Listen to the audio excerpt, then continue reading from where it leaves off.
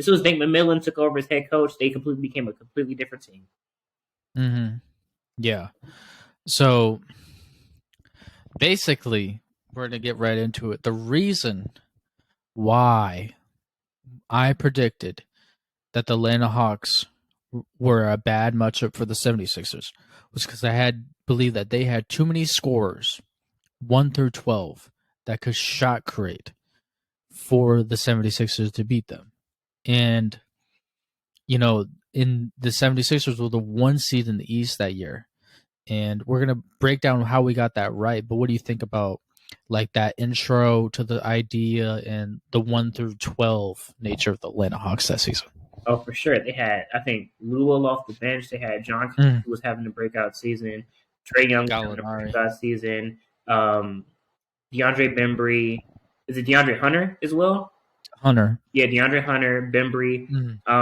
You had Kevin Herter, who was playing phenomenal. Bogdanovich. Clint Capella. Gallinari. So many shooters, so many shot creators, so many guys who get their own bucket and who can become nightmares for a team that don't have many shooters. And all you have to do is really once you break down Ben Simmons, then they only have Joel Embiid left. And Joel Embiid was the player that he is now. Yeah. Yeah. So I basically chose them because they have more shot creators. The Philadelphia 76ers were a very defensively minded team.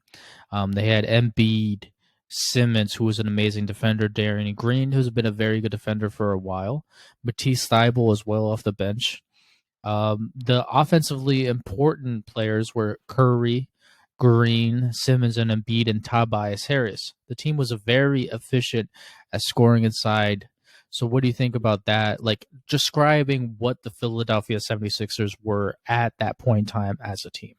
Yeah, they definitely had their bread and butter was the inside game. Their best shooter on the team was Seth Curry. Tobias is iffy, but he mostly post up and kind of shoot from the mid range, but he can knock down the ball just like Joel Embiid. So yeah, that pretty much makes sense in the fact that which I really was hammering home last year was that sometimes Ben Simmons can't hit a three. That really breaks down their offense, especially that you need Joel Embiid to be able to operate on the inside, and you need to pull Ben Simmons out because you can't have them both clogging the lane because he has to be 10 feet from the basket, or he's not effective, or he has to be. Another thing, he has to be able to make free throws.